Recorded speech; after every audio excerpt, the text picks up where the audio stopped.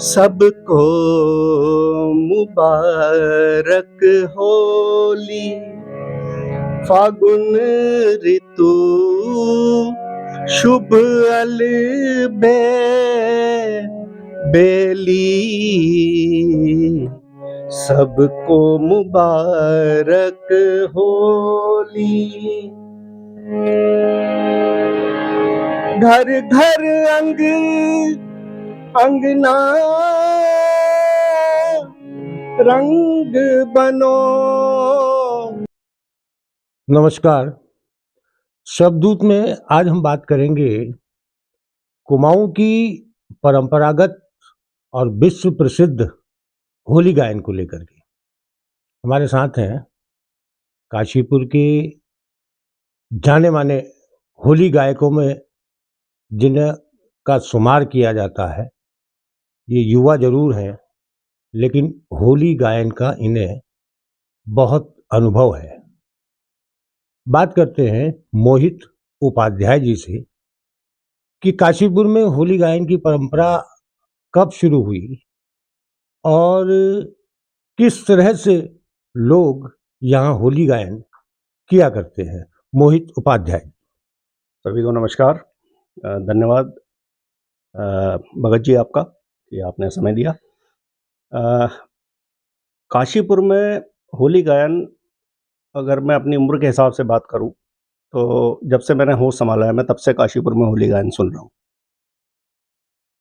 कहा जाता है कि लगभग 150 साल, 100 से 150 साल पूर्व यहाँ पर होली गायन शुरू हो गया था। कुमाऊं में भी ये कहा जाता है कि 15वीं शताब्दी में चंद राजाओं के पास ब्रज की होली के बाद वहाँ से कुछ गायक यहाँ पे आए और उन्होंने यहाँ पर जो है होली का प्रचलन चालू किया। तो काशीपुर में लगभग मान के चलें कि 100 से लगभग 150 साल के आसपास होली गायन होता है। काशीपुर में होली गायकों की एक लंबी फहरिस्त रही है और कई ऐसे बुजुर्ग थे जो शायद अब इस दुनिया में नहीं है, लेकिन होली गायन की उनकी जो शैली थी उसको आज भी याद किया जाता है। ऐसे कौन कौन से काशीपुर के होली गायक रहे हैं? काशीपुर में जो वयोवृद्ध या जो लोग नहीं रहे हैं होली गायकों में, उनमें सर्वप्रथम नाम श्री संत शरण माथुर जी का, जो एडवोकेट थे, उनका नाम लिया जाता है। वो अब इस दुनिया में नहीं है। हम भी बचपन से जो भी हमने सीखा, क्योंकि होली गायन जो है ये श्रुति ज्ञान पर आधारित है। होली गायन बेसिकली हिंदुस्तानी शास्त्रीय संगीत और पर्वतीय लोक संगीत का मिश्रण है। ये एक अलग सा चलन होता है इसमें। होली गायन में अलग से ताल इसमें जो है बजाई जाती है, यानी कि 2 या 3 तालों का मिश्रण इसमें किया जाता है। उसका एक अपना एक अलग टेस्ट है, एक अलग मज़ा होता है। तो पुराने गायकों में श्री संत शरण माथुर जी, उनसे हमने बहुत कुछ सीखा। परम आदरणीय श्री मदन मोहन पंत जी, वो भी अब इस दुनिया में नहीं है, उनसे भी हमने काफ़ी कुछ सीखा। पूर्व में नाम लिया जाता है गौरीदत्त भंडारी जी का, उनसे मेरी कभी मुलाकात नहीं हुई, लेकिन वो भी बड़े अच्छे होलियारों में जाने जाते थे। और इसके अलावा कई पुराने लोग ऐसे हैं जो अभी भी हमारे साथ होली में बढ़ चढ़ कर हिस्सा लेते हैं। काशीपुर में युवाओं का रुझान क्या होली गायन की ओर बढ़ रहा है? मैं निश्चित तौर पे ये कह सकता हूँ कि रुझान बड़ा है। संख्या बहुत ज़्यादा नहीं है, लेकिन वास्तव में जो संगीत से प्रेम रखते हैं उन लोगों का रुझान इस विधा की ओर बढ़ा है। क्योंकि इस गायकी में लोक संगीत और शास्त्रीय संगीत दोनों का एक मिश्रण है। एक जो रेसिपी निकल के आती है उसका एक जो अपना रस होता है, जो कानों में जब जाता है तो इसका एक अपना अनूठा आनंद है। क्योंकि आज से लगभग 20-25 साल पहले की बात करें तो उस समय मोबाइल और इंटरनेट इतना एक्टिव नहीं था, तो लोग जो हैं जाते थे अधिक संख्या में सुनने के लिए। आज के समय में मीडिया और इंटरनेट इतना ज़्यादा इस समय पूरे हिंदुस्तान में या पूरे वर्ल्ड में कहूँगा है कि कई सारी होलियाँ जो हैं मीडिया से और उससे लोग सुन लेते हैं। और समय का अभाव भी, क्योंकि आज से 20 साल पहले और अब की अगर मैं बात करें तो उस समय ज़िंदगी की रफ़्तार थोड़ी सी कम थी। आज की डेट में रफ़्तार बहुत ज़्यादा है। समय अभाव सबके पास है, लेकिन फिर भी जो नए युवा है, हमारी कई बैठकें इस समय यहाँ पे काशीपुर में, रामनगर में, हल्द्वानी में, रुद्रपुर में कई जगह सिटिंग्स हुई हैं, तो ये देखने को मिला है कि नए बच्चे जो हैं इसमें बढ़-चढ़ कर हिस्सा ले रहे हैं, इस विधा को आगे बढ़ाने के लिए। अच्छा, आमतौर पर इसको कहा जाता है कुमाऊनी होली, जी।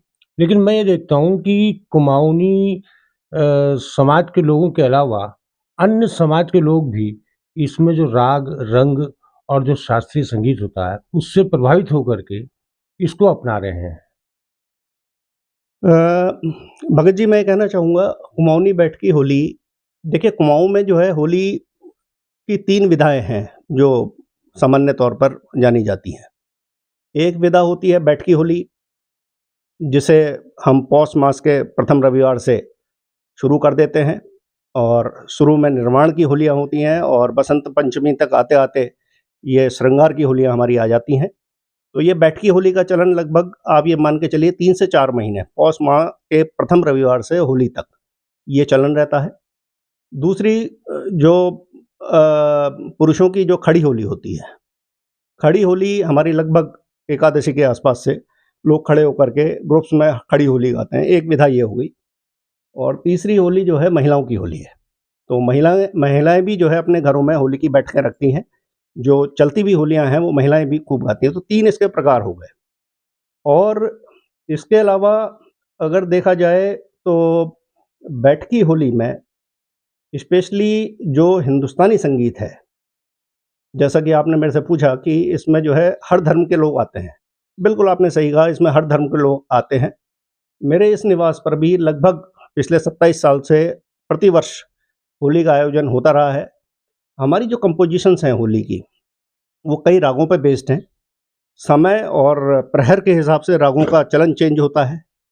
जो कंपोज़िशंस हैं, उसमें चाहे हिंदू हों, चाहे मुस्लिम हों, चाहे सिख हों, चाहे ईसाई हों, सभी की कंपोज़िशंस इस होली के सिटिंग में रखी जाती हैं और सब लोग एक छत के नीचे इस होली गायन को सुनते हैं। फ़र्ज़ कीजिए मैं एक बंदिश थी जो कंपोज़िशन हमारी होली में गाई जाती है, साबिर के दरबार, चलो री गुइयाँ साबिर के दरबार। ये कंपोज़िशन प्योर जो उर्दू और मुस्लिम्स पे बेस्ड है, बट हमारे यहाँ होली में गाई जाती है। ये आज भी ये गाई आज भी जाती ये है, गाई जाती जबकि आज दौर दूसरा चल है। रहा आज है, दौर दूसरा है। उसके बाद भी जो है ये होली गाई जाती है। ये होली गाई जाती है। अच्छा, मैं ये पूछूं, पुरुषों की के होली गायन और महिलाओं के होली गायन, इनमें क्या मूलभूत अंतर होता है? देखिए, पुरुषों की जो होली गायन है, मैंने पहले ही बताया आपको कि बैठकी होली जो है, ये प्योर शास्त्रीय रागों पर और इसमें जो है एक लोक संगीत का जो एक फ्लेवर जो इसमें ऐड होता है। इसमें तकरीबन आप ये मान के चलें कि जो लोग संगीत को जानते हैं या शास्त्रीय संगीत को जानते हैं या होली की सेटिंग में बराबर आते रहते हैं और उनके अंदर समझ पैदा होती है, वो इसमें ज़्यादा इन्वॉल्व रहते हैं। खड़ी होली में अगर देखें तो पुरुषों की जो खड़ी होली होती है, उसकी कंपोज़िशंस, उसकी खड़ी होलियाँ अलग कंपोज़िशंस में हमारे यहाँ पे मौजूद हैं कुमाऊँ में। महिलाओं की भी कुछ ऐसी होलियाँ हैं जो लगभग खड़ी होली के आसपास ही होती हैं। उसमें खूब महिलाएँ अपना आनंद लेती हैं और खूब डांस होता है उसमें। तो ये चलती हुई होलियाँ होती हैं। बेसिकली हमारे यहाँ जो बैठकी होली है, उसमें तालों का भी चलन अलग-अलग हो जाता है। जैसे हम स्टार्टिंग जब करते हैं तो 4-4 ताल से हम लोग करते हैं और इसके 1 या 2 आवर्तन के बाद इसको हम फिर 3 ताल में, जो प्योर 16 मात्रा की ताल होती है, उसमें लेके जाते हैं। फिर इसके बाद एक चलन ताल का चेंज होता है, उसमें हम जाते हैं सितारखानी में। सितारखानी ताल भी एक तरीके का 3 ताल का ही रूप है, बट उसे ब्रेक करके बजाया जाता है। उसके बाद फिर हम चलन बढ़ा देते हैं और ये कहरवे ताल में आ जाती है और लास्ट में, आखिर में इसका समापन जो है फिर वही 4-4 ताल से किया जाता है। तो ये एक चलन है बैठकी होली का। खड़ी होली में चलती हुई होलियाँ हैं, मुख्यतः कहरवा ताल, दादरा ताल इत्यादियों पे होती हैं, जिसमें आदमी खूब जमकर नाचता है, थिरकता है। ये फ़र्क है। अच्छा, आपने तालों के बारे में बताया, शास्त्रीय संगीत, तो मैंने ये देखा है कि अक्सर जिसको शास्त्रीय संगीत की जानकारी नहीं है या यूँ कहूँ कि समझ नहीं है, वो भी होली गायन को बड़ी तन्मयता से सुनता है। तो इसका क्या कारण है? देखिए, पूरे हिंदुस्तान में समय के हिसाब से, मौसम के हिसाब से कई सारे रागों की उत्पत्ति हुई है और एक अगर इसको और ज़्यादा अगर हम टेक्निकली बात करेंगे तो आपने देखा होगा कि जैसे बसंत ऋतु में जो कुछ पर्टिकुलर राग जो गाए जाते हैं, उसमें ऐसी वाइब्स होती हैं, उस मौसम और उसके प्रहर के हिसाब से कि जो सुनने वाला जो है, उसके कानों में रस जाता है तो उसके बाद जो है वो मगन होकर के उसके कंठ से आवाज़ भी निकलती है और वो अपने सुरों को उन सुरों में मिलाने का प्रयास करता है। ये एक विशेष इसका वो मानना चाहिए। अच्छा, आमतौर पर देखा है कि होली के जो गीत हैं, वो अधिकतर श्रृंगार को लेकर के केंद्रित होते हैं और ख़ास तौर से राधा कृष्ण को लेकर के इस होली के बहुत से गीत बने हुए हैं। जी। तो और भी कोई गीत हैं? जैसा कि मैंने बताया कि देखिए बसंत पंचमी से लगभग ये श्रृंगार रस में पूरी होली आ जाती है, तो श्रृंगार के गीत आपको बसंत पंचमी से सुनाई देते हैं। खड़ी होली में भी छेड़छाड़ के आपस में जीजा-साली के, पति-पत्नी के या अपने आस-पड़ोस के, इन सब के ऊपर जो कंपोज़िशंस लिखी हैं, जो होली को और ज़्यादा रंगीला बना देती हैं, इस तरह की कंपोज़िशंस आपको बसंत पंचमी से बैठ की होली में देखने को मिलती हैं। लेकिन अगर हम बात करें तो हमारी होली जो बैठ की होली है, ये आपकी पौष माह के रविवार से स्टार्ट हो जाती है, लगभग दिसंबर एंड से मानिए आप। तो दिसंबर एंड से बसंत पंचमी तक इनमें निर्वाण की होली गाई जाती है। निर्वाण की होली मतलब जिसमें पूजा आराधना हो और जो भगवान को समर्पित हो। तो भगवान शंकर के ऊपर, भगवान श्री कृष्ण जी के ऊपर और सभी भगवानों के, भगवान गणेश जी के ऊपर, सभी भगवानों के ऊपर कंपोज़िशंस हैं जो इसी पैटर्न पर निर्वाण की होली के नाम से जानी जाती हैं और गाई जाती हैं। मतलब भक्ति रस जी। जो है धीरे-धीरे श्रृंगार रस में होली के नज़दीक आते ही परिवर्तित हो जाता है। बिल्कुल, बिल्कुल। जी, वो परिवर्तित। अच्छा, हम ये चाहेंगे कि हमारे दर्शकों को आप एक होली का जो गीत है, जी, वो सुनाएँ। मैं ज़रूर सुना देता हूँ, क्योंकि थोड़ा समय अभाव है, आप बड़े शॉर्ट कॉल में आए, लेकिन मैं प्रयास करता हूँ मैं 2 लाइन आपको ज़रूर गा के सुना देता हूँ। बेसिकली राग काफ़ी पर आधारित है और सामान्यतः कई बैठ की होली में ये सुनी जाती है। तो एक कंपोज़िशन जो सबके मतलब की हो, मैं ज़रूर आपके सामने 2 लाइन सुना देता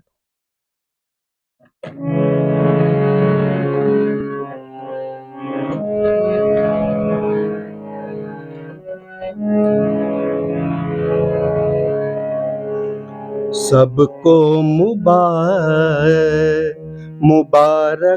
होली, सबको मुबारक होली। फागुन ऋतु शुभ बेली, सबको मुबारक होली। घर घर अंगना रंग बनोरी, खुशियों की अलबेली, तन रंग लो प्रभु के रंग में, रंग लो मन की होली, रंग लो मन की चोली, रंग लो मन की चोली। सबको मुबारक होली, सबको मुबारक होली, मुबारक होली, मुबारक होली। धन्यवाद। तो ये थे मोहित उपाध्याय, जिन्होंने कुमाऊनी होली या ये कहूँ होली गायन को लेकर के उसकी विशेषताएं बतलाई और एक सुंदर आवाज़ में आपको होली गाकर भी सुनाया। आप सभी दर्शकों को होली की बहुत-बहुत शुभकामनाएं। धन्यवाद। धन्यवाद। जी, धन्यवाद।